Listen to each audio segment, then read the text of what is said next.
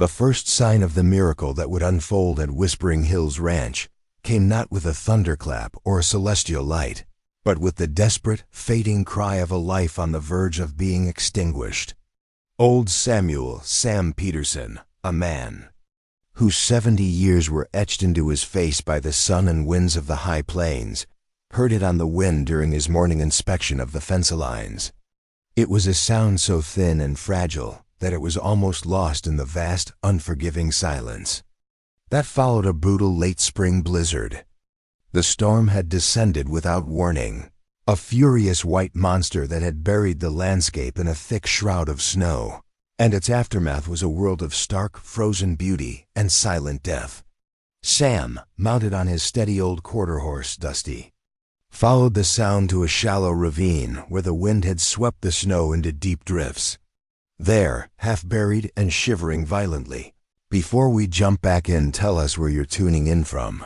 And if this story touches, make sure you're subscribed, because tomorrow I've saved something extra special for you. Was a bison calf, no more than a few days old.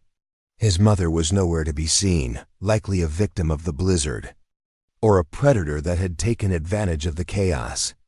The calf's dark almond-shaped eyes were clouded with a fatalistic cold, his breathing shallow, his tiny body a testament to a battle he was rapidly losing. Sam's heart, a vessel that had held a lifetime of rancher's pragmatism, ached with a profound sorrow. He knew the laws of nature were cruel, and that interference was often a fool's errand. But looking into those fading eyes, he saw not just an animal, but an orphan, a fellow creature abandoned by fate to die alone in the cold. With a sigh that seemed to carry the weight of all the harsh winters he had ever endured, Sam dismounted. He gently wrapped the trembling calf in the thick wool blanket he always carried behind his saddle, his large, weathered hands moving with a tenderness that belied their callous strength. The journey back to the ranch was a slow, deliberate procession, a quiet prayer against the biting wind. The calf was a fragile weight in his arms, its life a flickering candle Sam was trying to shield from the gale.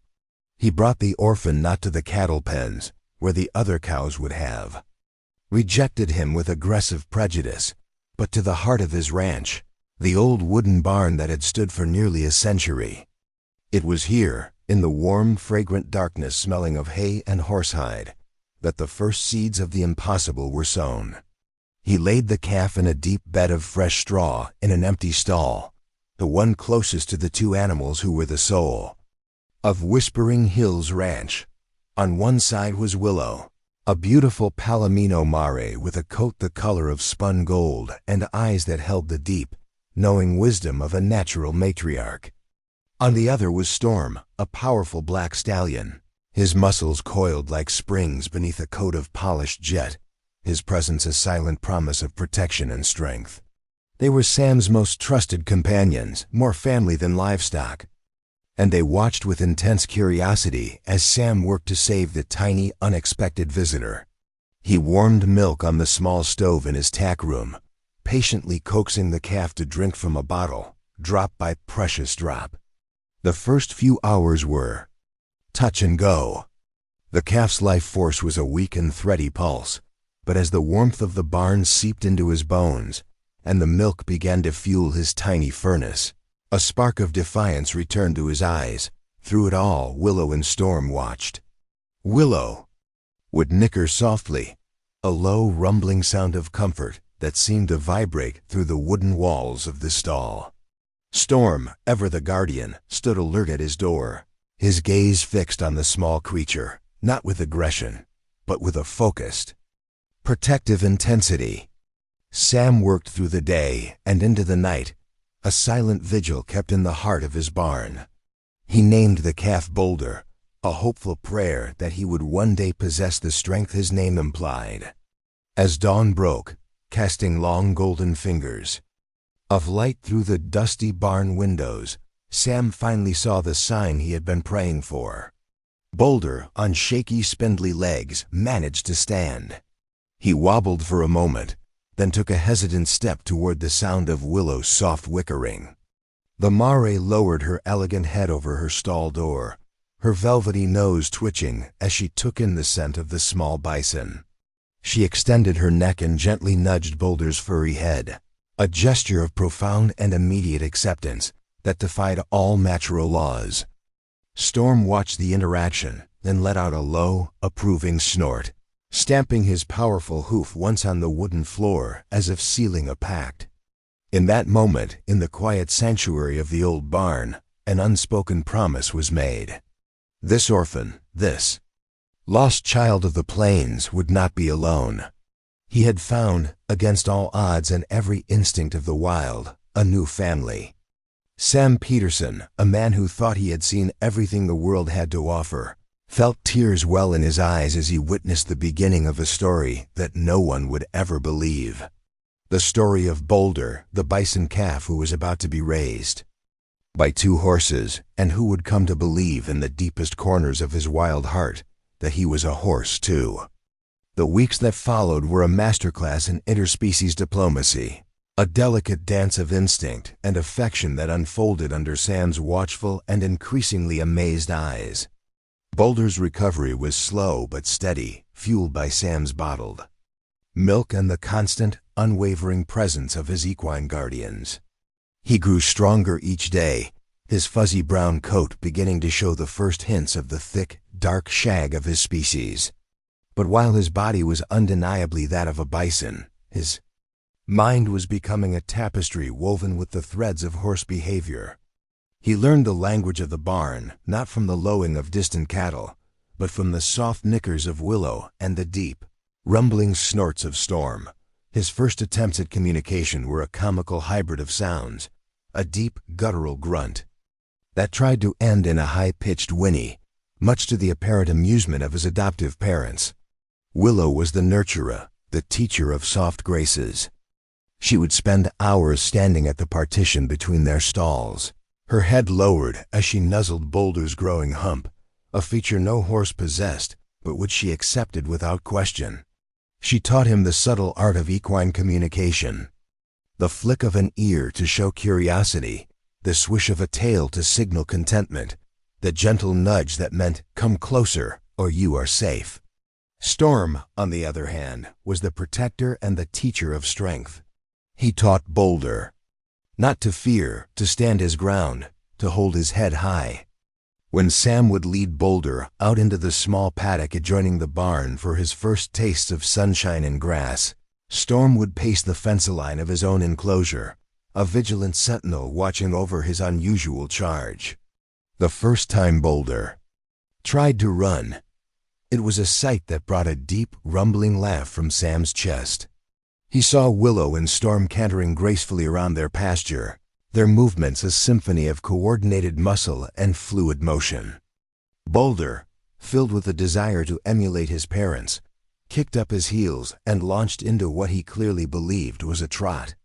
His bulky frame, designed for power and endurance rather than speed and grace, moved with the clumsy enthusiasm of a child in oversized shoes. His gait was a lurching, rocking motion, his massive head bobbing out of sync with his powerful legs. He would try to leap over small tufts of grass with the elegance of a show jumper, only to land with a heavy thud that shook the ground. Willow and Storm would pause in their run, looking back at him with what Sam could only interpret as patient encouragement. As Boulder grew, the differences between him and his family became more pronounced, a fact that seemed to trouble him deeply. He would stand for hours by the fence, watching the other horses on the ranch. He saw how they moved in a herd, their bodies a seamless collection of sleek lines and graceful curves. Then he would look at his own reflection in the water trough, at his broad, woolly head, his powerful, low-slung shoulders, and the burgeoning hump on his back. A palpable confusion seemed to settle over him. He was one of them in his heart, but his body told a different story. The ranch's small herd of cattle were no help. They regarded him with deep suspicion, their bovine eyes following his every move. When Sam tried to introduce him to them, hoping he might find some kinship, they immediately ostracized him. They seemed to sense the horse in his mannerisms, the way he held his head, the way he attempted to communicate with whickering grunts. He was too hoarse for the cattle, and his bison form made him an outcast among the horses he so desperately wanted to join. His only true place was with Willow and Storm. They were his anchor, his definition of self. When he was with them, he wasn't a confused anomaly. He was simply their son. If this incredible story of a family that defies the laws of nature is touching your heart, please take a moment to hit that like button and subscribe to our channel. Your support allows us to share more amazing true stories of animal intelligence and compassion, stories that prove love knows no species. Every subscription helps these heartwarming tales reach a wider audience, and we are so grateful to have you as part of our community that celebrates these unbreakable bonds.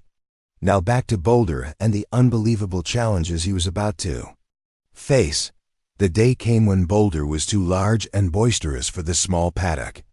With a heavy heart, Sam knew he had to open the gate and let him join Willow and Storm in the main pasture, a sprawling expanse of rolling green hills and whispering grasses. The moment the gate swung open, Boulder hesitated. He looked at the vast space, then back at the comforting confines of the barn. Willow walked through first, then turned and gave a soft nicker, a clear invitation. Storm followed, positioning himself beside her, his powerful presence a silent reassurance.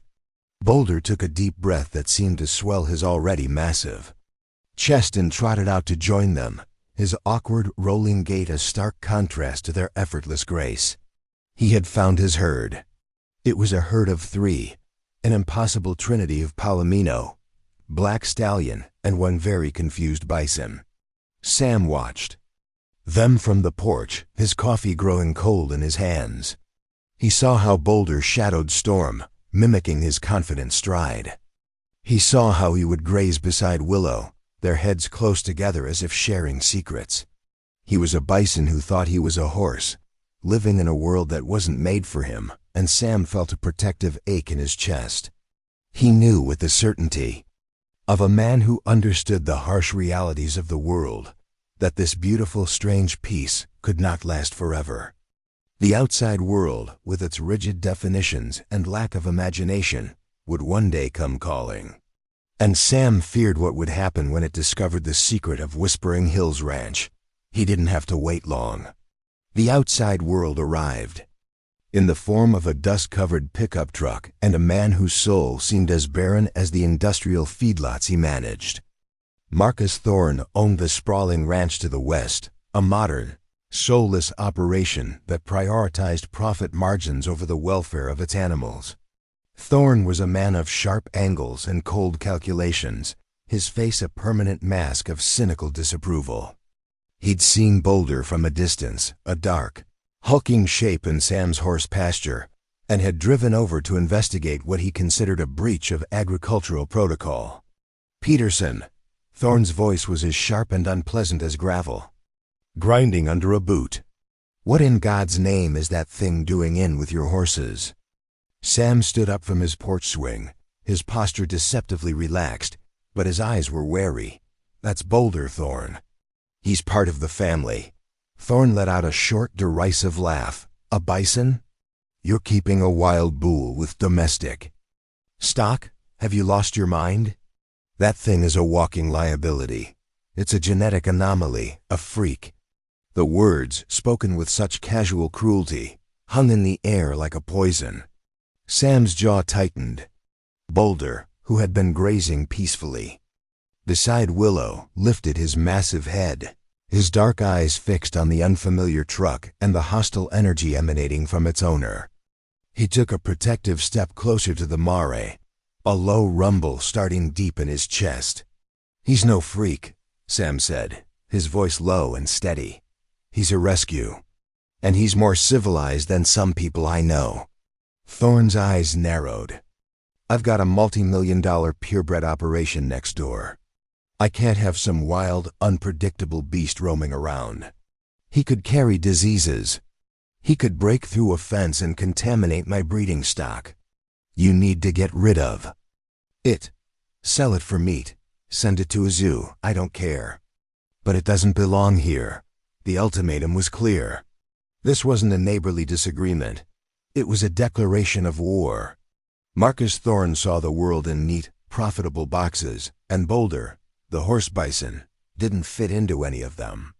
He represented chaos, nature's defiance of order, and Thorne was a man who worshipped order above all else. As Thorne's truck roared away, leaving a cloud of dust and resentment in its wake, Sam looked out at the pasture. He saw Boulder standing shoulder to shoulder with Willow and Storm, the three of them a united front against the ugliness that had just intruded upon their sanctuary. Sam knew then that this was more than just a fight for one animal's right to exist. It was a fight for the very soul of Whispering Hills Ranch, a battle between two ways of seeing the world, one that saw only profit and control, and one that saw the profound, unshakable power of love. The conflict with Marcus Thorne escalated with the slow, inexorable pressure of a rising tide. It began with formal letters from Thorne's lawyers, citing obscure county ordinances about the housing of wild ungulates and the potential for zoonotic disease transmission. The letters were filled with legal jargon and veiled threats, designed to intimidate and exhaust an old man into submission. Sam, with the help of his daughter who was a paralegal in the city, responded with his own documentation, proving Boulder was born on his property, had been vet-checked and vaccinated, and posed no threat. But Thorne was relentless. He began a campaign of harassment, making anonymous complaints to the County Agricultural Board, the state's Fish and Wildlife Department, and even the local sheriff's office. Each complaint triggered an official visit, a series of questions Sam had to answer, and a mountain of paperwork he had to complete. Officials would arrive, see a magnificent, healthy animal living peacefully with his equine family, and leave, scratching their heads.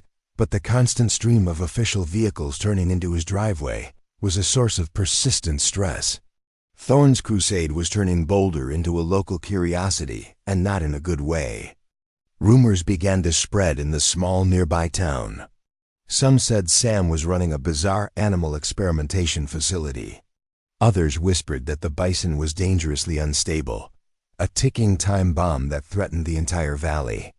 The whispers were fueled by Thorne, who would hold court at the local diner, painting a picture of Sam as an eccentric old fool whose sentimentality was endangering the community. Through it all, Boulder remained largely oblivious to the human drama swirling around him. His world was the pasture, his reality the unwavering affection of Willow and Storm. He was growing into a truly magnificent creature, a mountain of muscle and shaggy hide.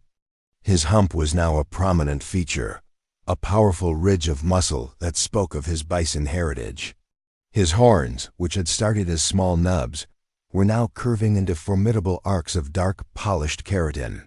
Yet his behavior remained stubbornly equine. He would try to mimic the graceful swishing tail movements of Willow, a gesture that looked utterly absurd with his own short, tufted tail. He'd attempt to nuzzle Sam for affection with the gentleness of a horse, forgetting his own immense strength, and nearly knocking the old man over with a loving bump of his massive head. The humor of his identity crisis was a constant source of joy for Sam, a reminder of the pure, unadulterated. Telling and preparing this story took us a lot of time, so if you are enjoying it, subscribe to our channel. It means a lot to us. Now back to the story. Innocence at the heart of this conflict. But beneath the surface, a new tension was growing, this one inside Boulder himself. As he reached maturity, ancient instincts, dormant for years, began to stir. He found himself drawn to the distant silhouette of the mountains, his nostrils flaring as he tasted scents on the wind that his horse family ignored. He would sometimes pause in his grazing and lift his head, a low, resonant bellow rumbling from his chest, a sound that was pure bison, a call to a wildness he had never known. This internal conflict manifested in a growing restlessness. The once calm pasture now sometimes felt like a cage. He would pace the fencelines, not with the panic of a trapped animal, but with the deep, yearning frustration of a creature caught between two worlds.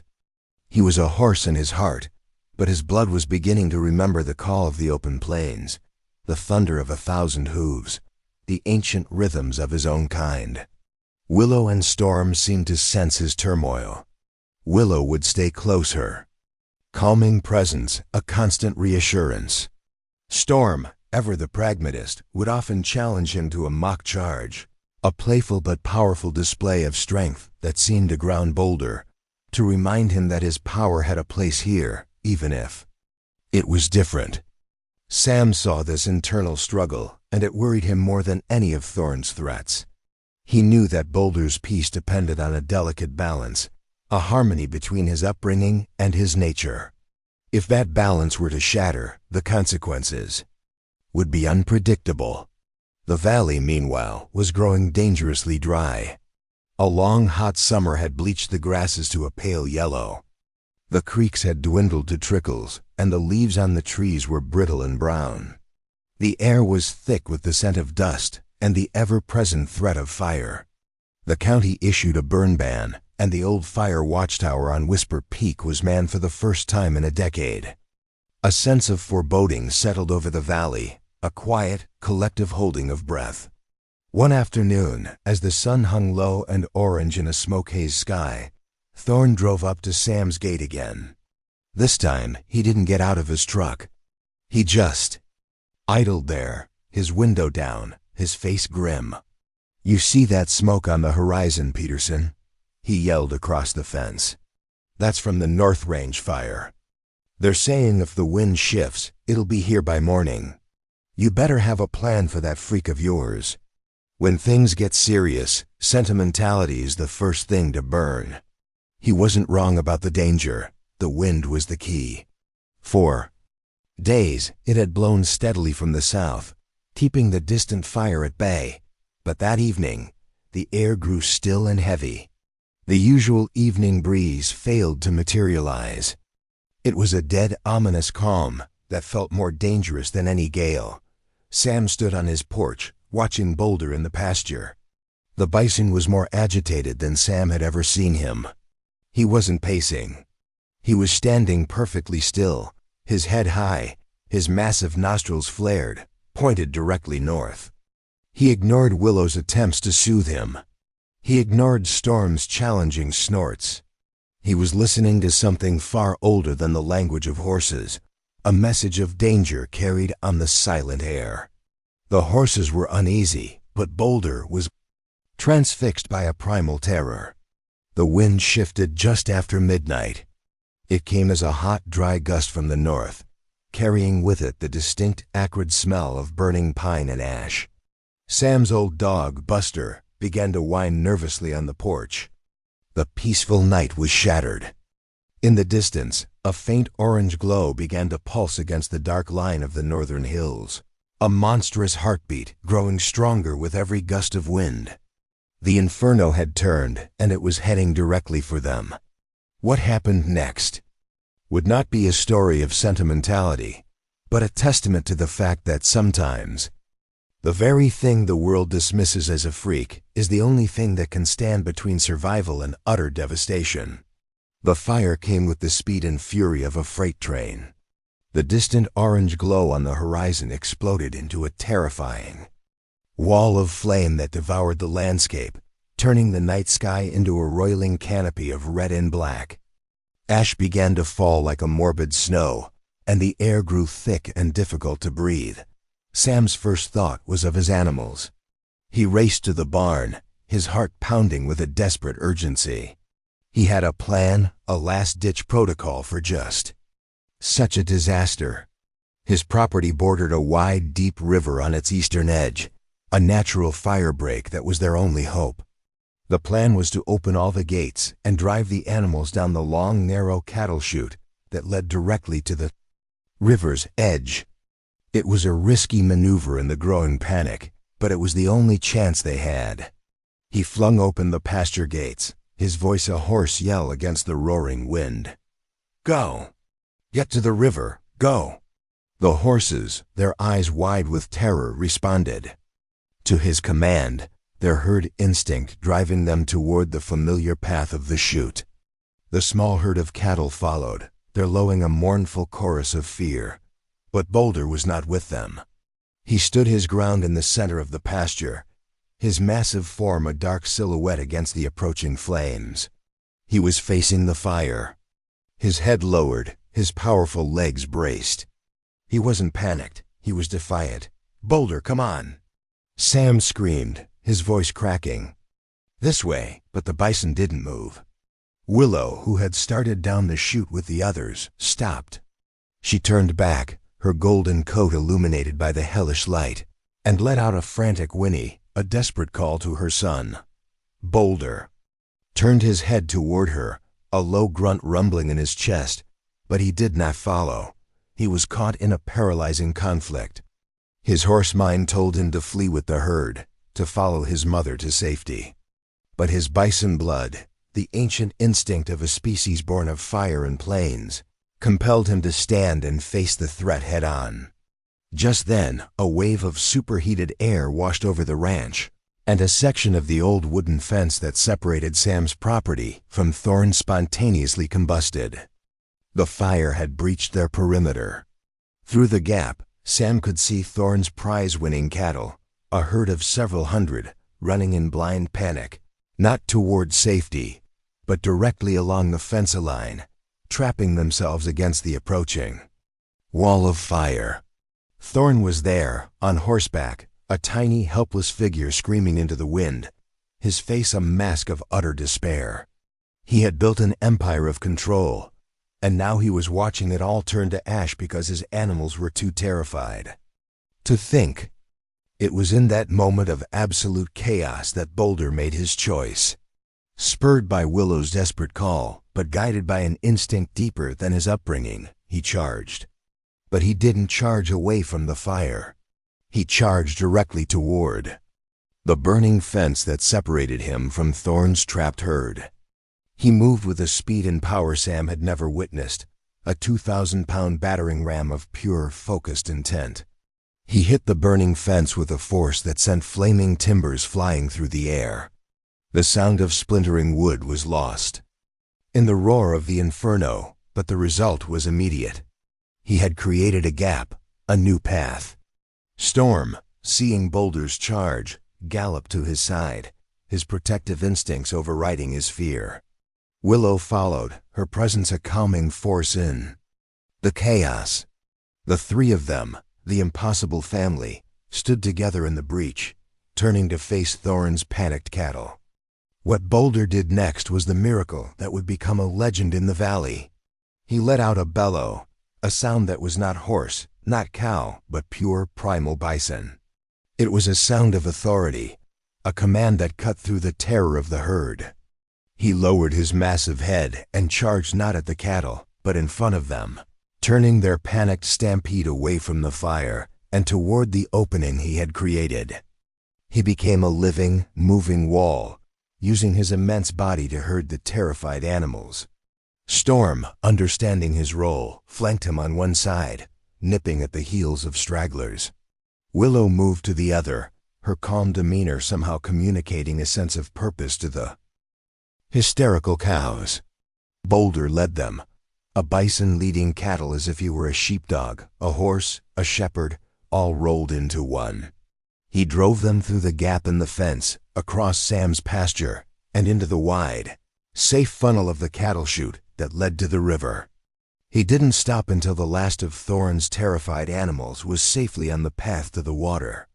Only then, with his shaggy coat singed and his eyes red from the smoke, did he turn and follow his own family down to the river's edge. He arrived not as a confused anomaly, but as a savior. The aftermath of the fire was a scene of apocalyptic desolation. The hills were charred black, the trees' skeletal fingers clawing at a gray, smoke-filled sky. The Whispering Hills barn had been saved by a lucky shift in the wind and the frantic efforts of the volunteer fire department that had arrived in the final hour. Sam's house was still standing, but the pastures, the fences, the very landscape of their lives had been burned away. Down by the river, a strange new community had formed. Sam's small band of horses and cattle were intermingled with the several hundred head of Marcus Thorne's prize-winning herd. They stood together in the shallow water, their shared trauma erasing the boundaries of ownership. And in the middle of them all, standing quietly beside Willow and Storm, was Boulder. His fur was blackened, his body heaving with exhaustion, but his eyes were clear and calm. He had faced the fire and had not been consumed. He had found his purpose in the heart of the inferno. Marcus Thorne found Sam on the riverbank, his face streaked with soot and tears, his expensive boots caked in mud.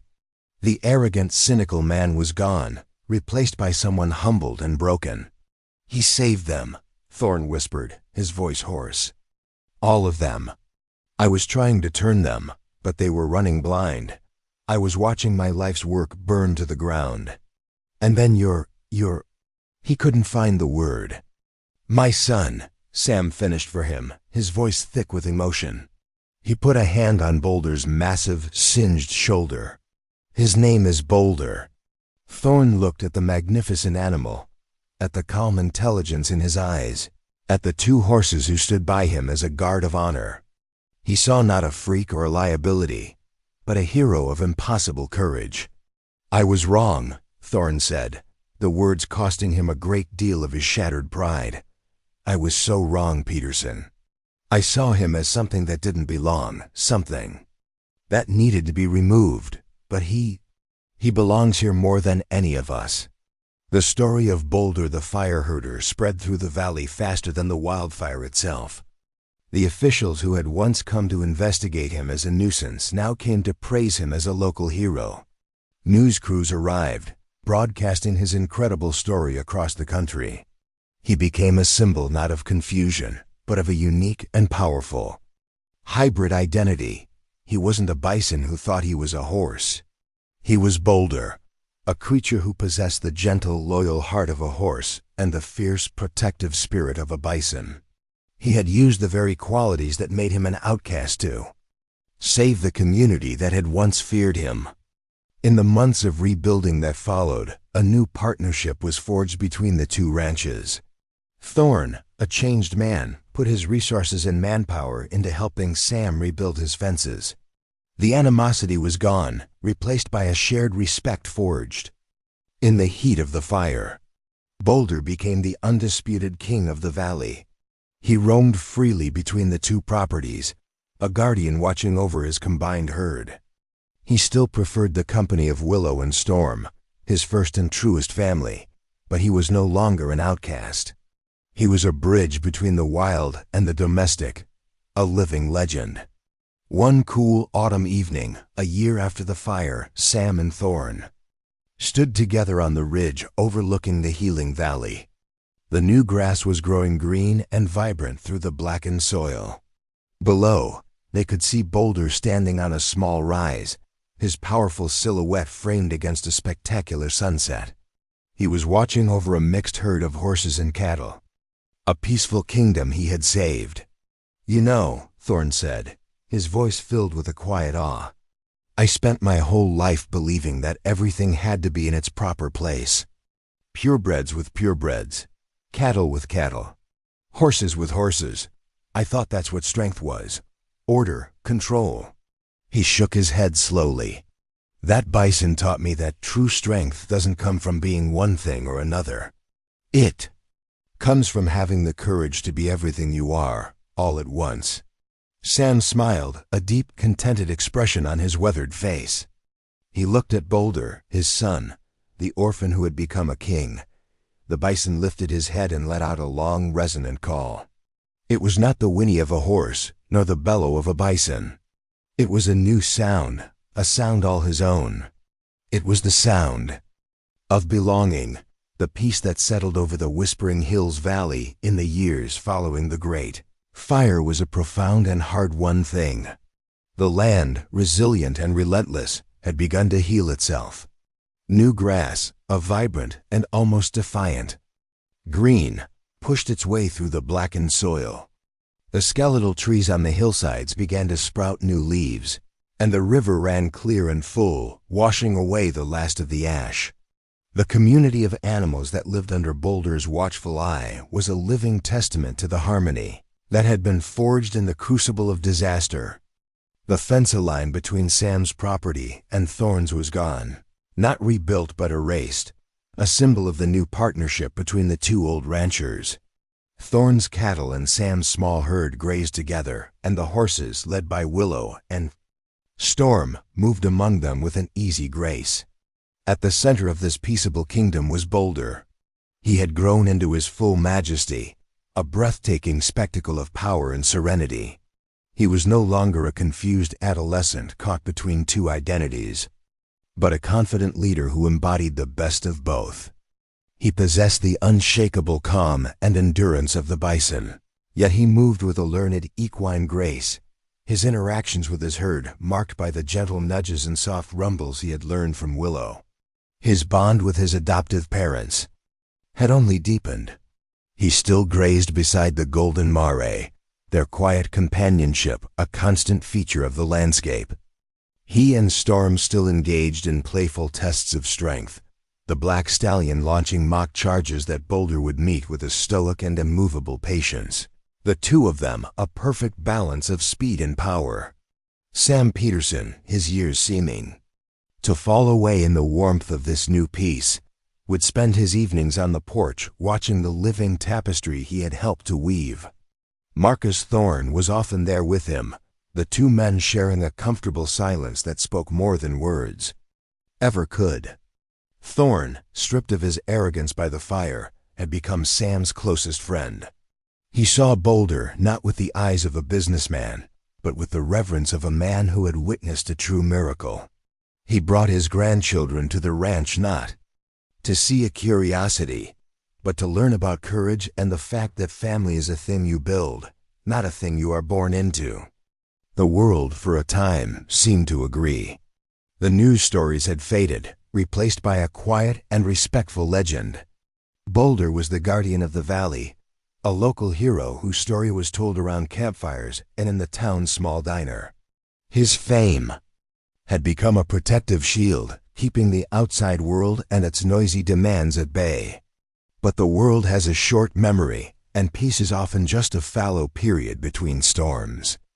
The new storm arrived on a crisp autumn afternoon, not with clouds and thunder, but in a pristine white SUV with the official seal of the U.S. Department of the Interior on its doors. It crunched to a halt on the gravel driveway, and from it emerged a woman who seemed as sleek and sterile as her vehicle. She was Dr. Alana Finch, a biologist with the North American Bison Preservation Initiative. She was sharp, intelligent, with intense, analytical eyes that seemed to catalog and assess everything they landed on. She carried a tablet computer like a shield and possessed an air of unshakable certainty.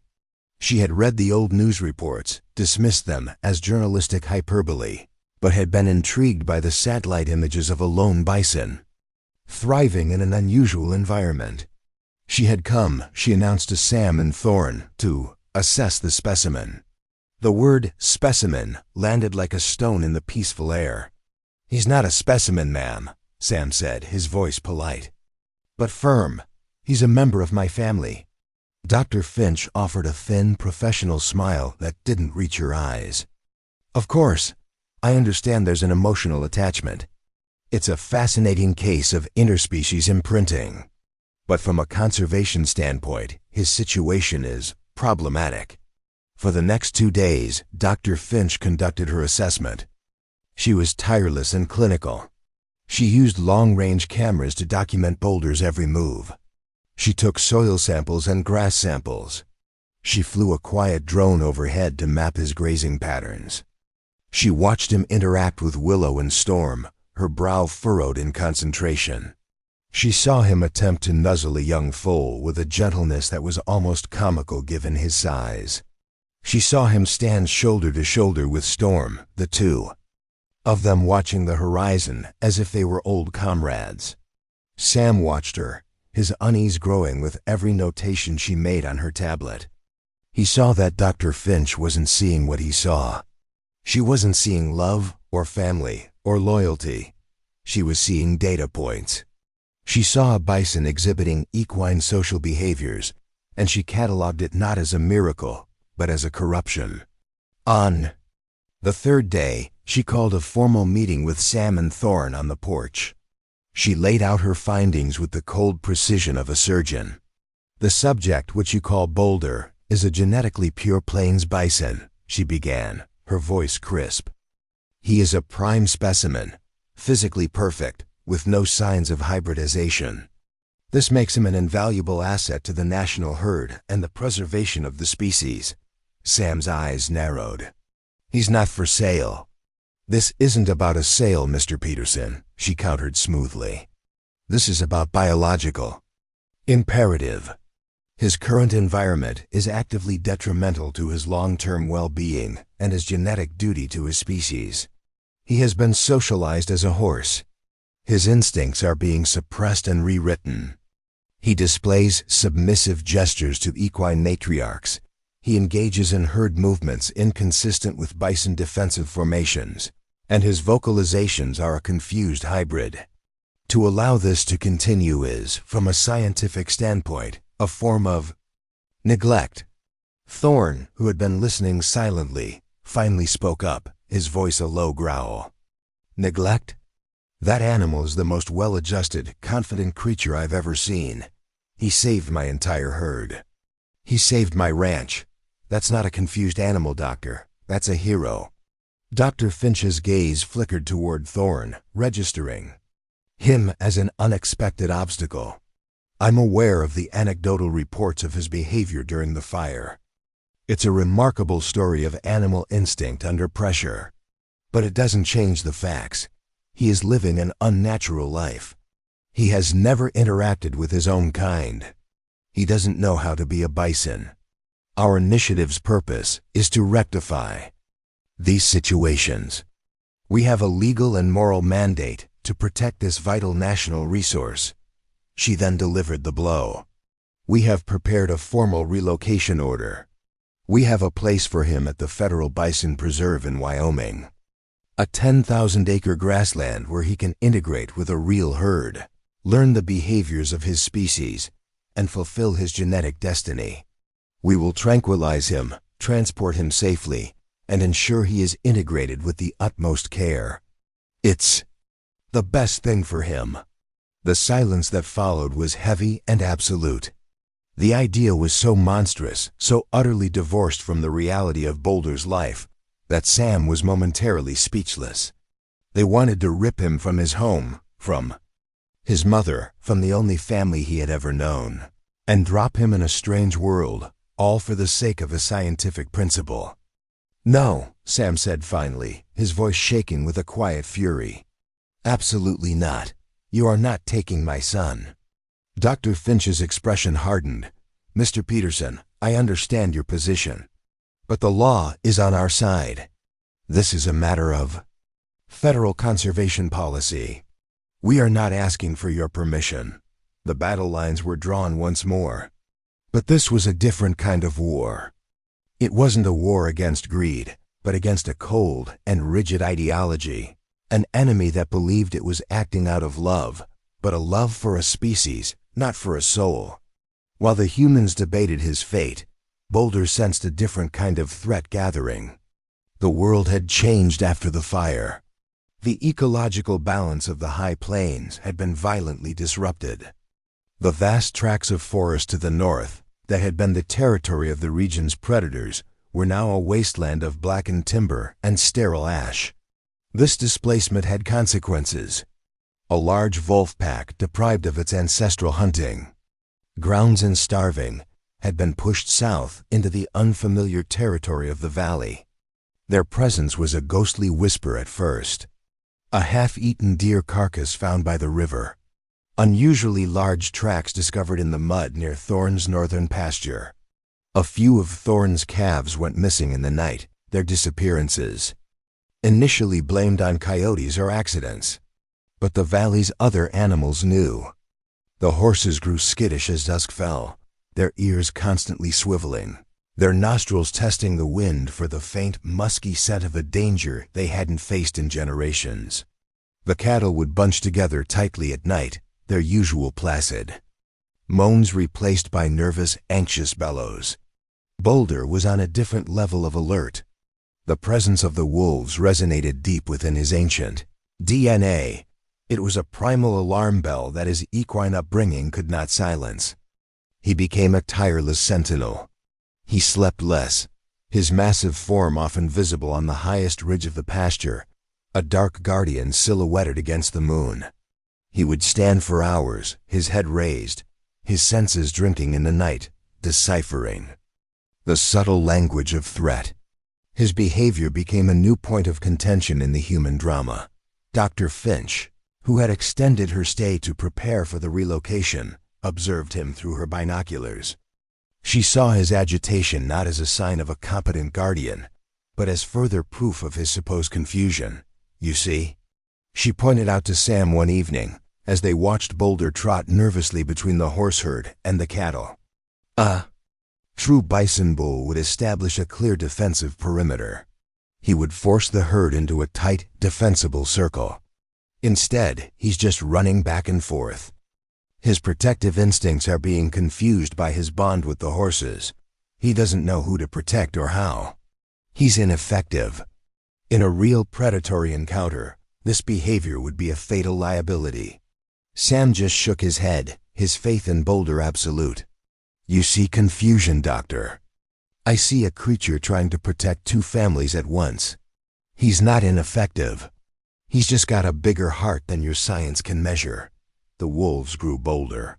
Their hunger gnawed away at their caution. They were a large pack led by a big, grizzled alpha male with a scar across his muzzle. They had observed the strange herd with its mixed species and its one massive dark guardian. They were intelligent, strategic hunters, and they began to test the defenses. They would send scouts to the edge of the pasture at dusk, ghostly shapes that would melt back into the shadows the moment Boulder turned his massive head in their direction. The final confrontation came on a cold, clear night when a full moon bathed the valley in an ethereal silver light. It was the night of the first hard frost, and the air was so still you could hear a twig snap 100 yards away. The wolves had chosen their target with cunning precision. It was not a sickly calf or an old cow. It was Titan, Willow's new foal, born just that spring. He was young, fast, but inexperienced, and he had his mother's curious and slightly reckless spirit. The attack was a masterpiece of predatory strategy. Part of the pack created a diversion on the north side of the pasture, drawing the attention of the cattle and some of the horses.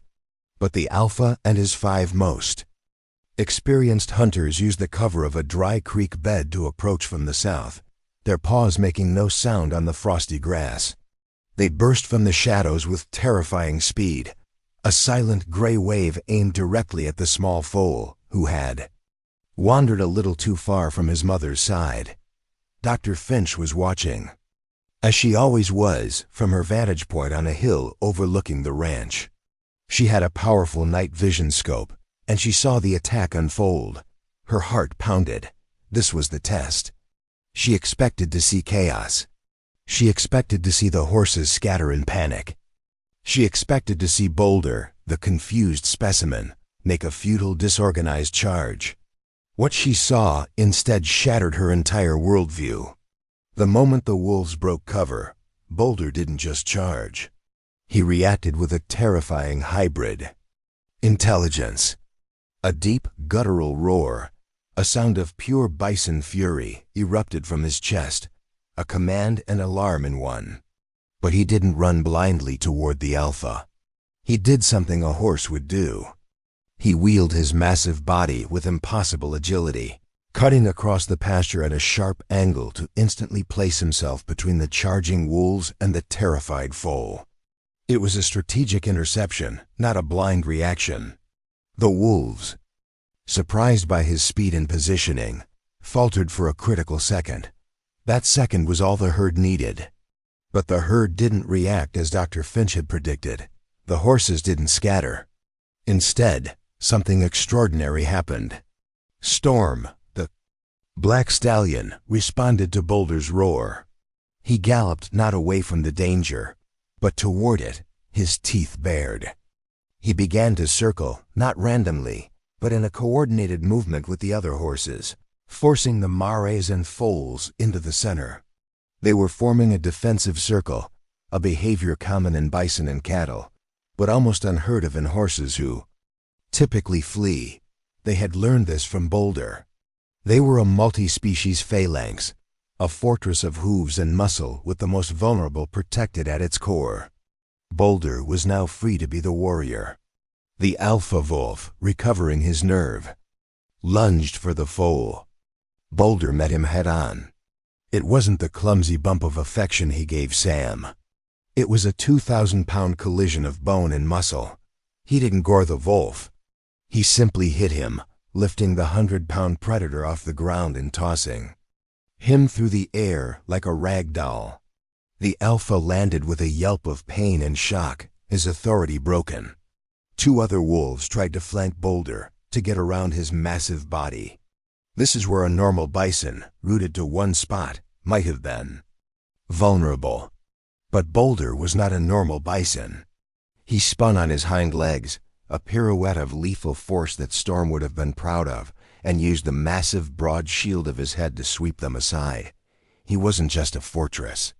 He was a strategic, mobile weapon. He was thinking like a horse, using agility and movement, while fighting with the raw, unstoppable power of a bison. The rest of the wolf pack, seeing their alpha thrown, their best hunters outmaneuvered by a creature that moved in ways they couldn't predict, lost their collective nerve. Their coordinated attack dissolved into a panicked retreat. They fled, back into the darkness, leaving behind only the scent of their fear and the whimpering of their defeated leader. In the silver moonlight, the valley was quiet once more. Boulder stood over the trembling foal, his sides heaving, his breath pluming. In the cold air, Willow nudged her baby, calming him with soft nickers. Storm stood beside Boulder, a silent and proud comrade. The herd was safe. Dr. Alana Finch lowered her night vision scope, her hands trembling. She had just witnessed something that defied all the textbooks, all the data, all the rigid principles of her science.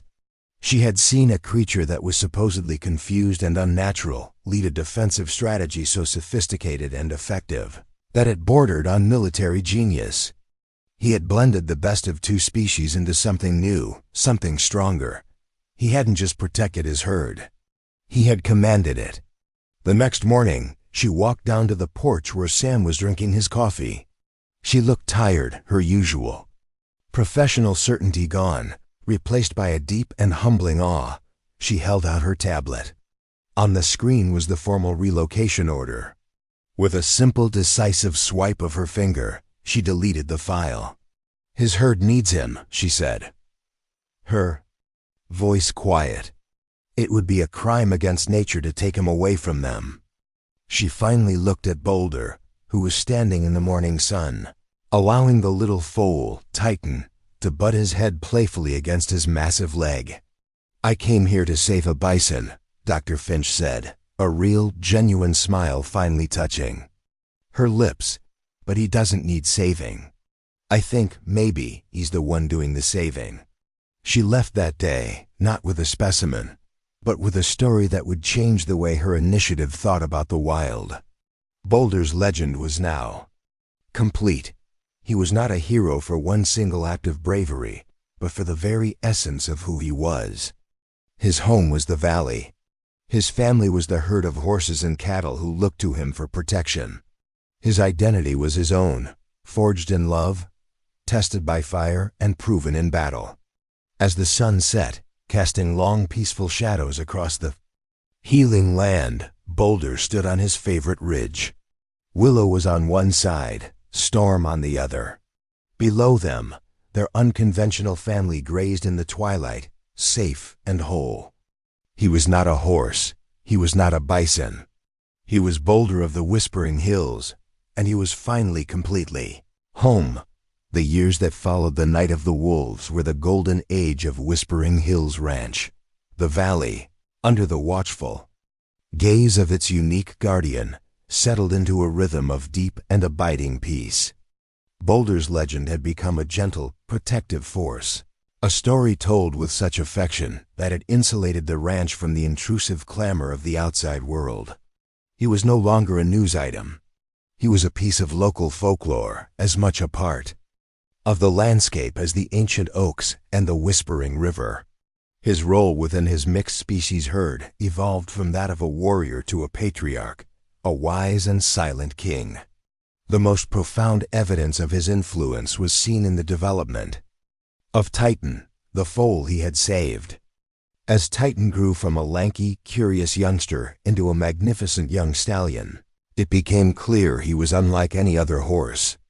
The flighty, nervous energy typical of a young thoroughbred was absent in him. In its place was a deep, quiet confidence, a steadfastness that was unmistakably bison-like. While other young horses might spook at a sudden noise or a shadow, Titan would plant his feet, lift his head, and assess the situation with the calm, analytical gaze he had learned from his hulking, woolly mentor. Boulder, in turn, took the young horse under his direct tutelage. He would teach Titan the art of stillness, of listening to the land with more than just his ears. They would often stand together on the high ridges, not grazing, but simply observing, their companionship a silent conversation. Boulder would show him how to read the subtle shifts in the wind, how to watch the behavior of the birds to know if a stranger was approaching, how to stand firm in the face of uncertainty. From Willow, Titan learned gentleness and the soft language of affection. From his sire Storm, he inherited speed and a noble spirit. But from Boulder, he learned the soul of the mountain itself. He learned courage that was not the absence of fear, but the mastery of it. Sam Peterson watched this mentorship with a heart full of a quiet, perfect joy. He saw the legacy of that first impossible act of kindness, saving a dying calf rippling outward, creating a new kind of creature, a new kind of herd. The harmony was so complete, so seemingly eternal, that it was easy to forget that time is a current that carries all things, even legends, towards a final shore. The first hint of change came with the graying of Storm's muzzle. The magnificent black stallion, the symbol of indomitable strength and speed, began to slow. The powerful muscles that had once bunched like coiled springs were now less defined. His gallop across the pasture was still noble, but it no longer held the explosive power of his youth. He began to spend more of his days dozing in the warm sun, often with Willow resting beside him, their aging bodies finding comfort in their shared warmth. Boulder was rarely far from their side. A new tenderness entered his guardianship. He who had once been the charge was now the steadfast caretaker of his aging father. He would graze near Storm, his massive body a living windbreak on cold days. He would often just stand beside the old stallion for hours, the two of them sharing a silence that was deeper than any memory. There was no struggle, no dramatic illness, just a gentle, graceful fading. One late summer afternoon, as the sun began to dip below the western hills, painting the sky in soft shades of rose and gold, Storm lay down in his favorite spot beneath the largest oak tree in the pasture. He was tired. Willow came to him lying down so that her body was pressed against his, her soft breath stirring the graying hairs of his mane. Boulder stood over them both, a silent, motionless sentinel. Sam and Thorn watched from the porch, knowing what was happening. There were no frantic calls to a vet, no desperate medical interventions. This was not a crisis to be fought, but a passage to be honored. As the last sliver of sun disappeared, Storm lifted his head one final time and nuzzled Willow's neck. He let out a long, soft sigh, a final breath that mingled with the scent of hay and clover and was carried away on the evening breeze. And then he was still. The quiet that descended upon the pasture was profound. It was not an empty silence. but one filled with the weight of a great and noble life coming to its peaceful end. For 3 days and 3 nights, Boulder did not leave the spot. He stood vigil, a 2,000-pound monument of grief. He did not eat. He did not sleep. He simply stood, his massive head lowered, protecting the sanctity of his father's final rest and comforting his grieving mother. He would gently nudge Willow, urging her to drink from the nearby trough, his low grunts a constant, reassuring presence in her sorrow. The cattle and the other horses seemed to understand. They kept a respectful distance, their movements more subdued, the entire valley seemingly holding its breath in honor of the fallen king. Sam, his own body feeling the heavy weight of his years, found a deep and poignant beauty in the scene. He saw in Boulder's unwavering vigil a reflection of the purest form of love and loyalty. It was a love that transcended species, a bond that death itself could not break. He finally took out an old leather-bound journal and a pen, and he began to write. He wrote down the story of a dying calf in a snowstorm, of 2 horses who opened their hearts, of a fire that forged a hero, of a wolf pack that met its match, and of a gentle giant who knew how to say goodbye. He knew that he, too, was in the autumn of his life, and he needed to ensure that this story, this testament to a love that defied all logic, would not be lost to the winds of time. Life, however, is a circle. It is a story of endings and beginnings intricately woven together. As the sharp pain of Storm's absence softened into a gentle memory, a new dynamic settled over the herd. Boulder was now the sole patriarch, the undisputed, unwavering center of their world. His presence was a source of immense calm and security. But he was not alone in his duties. Titan, now fully grown and the spitting image of his noble sire, but with Boulder's steadfast eyes, began to stand with him. He had learned his lessons well. He would patrol the fencelines, his movements a perfect fusion of equine grace and bison purpose.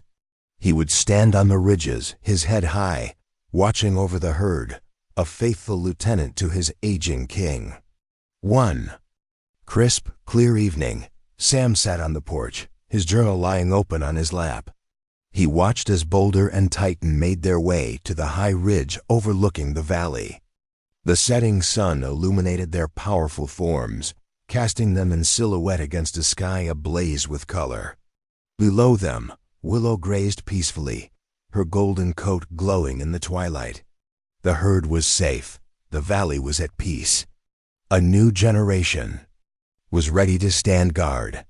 Sam realized then that the miracle of Whispering Hills Ranch wasn't a single event, but a continuous, living thing.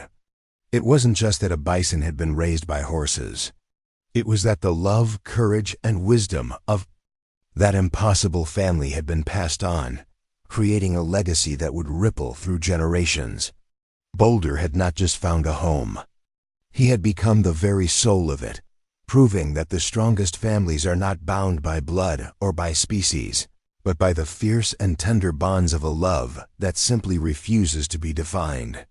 He was Boulder of the Whispering Hills, and his story was now and forever etched into the heart of the land itself. The journal of Samuel Peterson was found on his bedside table the spring he turned 85, its pages filled with the steady looping script of a man who had taken the time to document a miracle.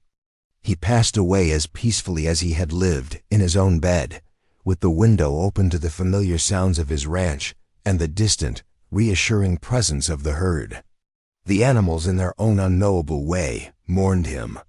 For days they grazed. Closer to the old farmhouse, a silent congregation keeping watch.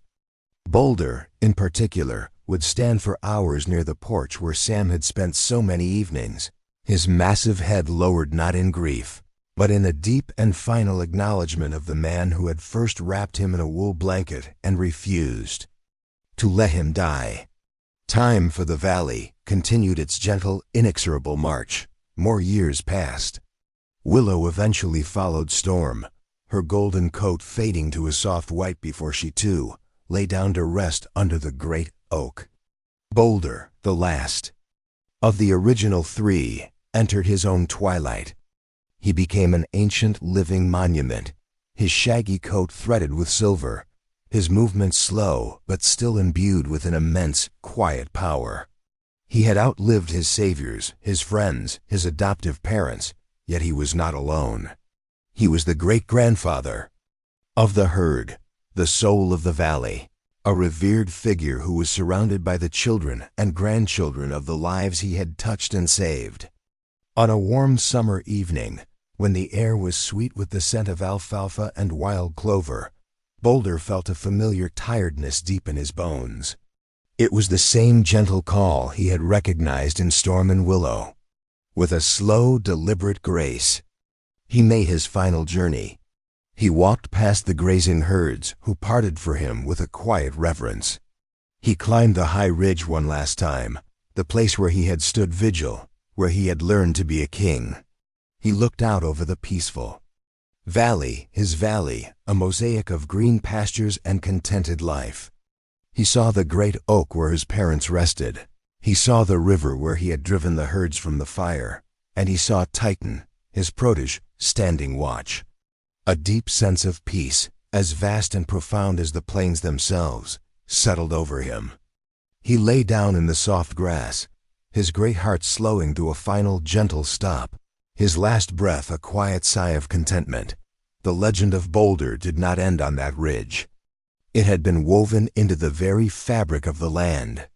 Today, visitors to the Whispering Hills Valley, now a protected animal sanctuary managed by an elderly but still sharp Marcus Thorne, are often shown the high ridge. And there they can see it Titan, a magnificent stallion with his father's speed and his mentor's soul, stands guard. And beside him, a young foal, his own son, learns to plant his feet, to watch the wind, and to hold his heart with the brave, gentle, and utterly unique spirit of the bison who thought he was a horse, and in doing so, taught the world what it truly means to be a family. Up next, we have two more incredible stories that are waiting for you. Just click the image you want to watch, and it will take you there.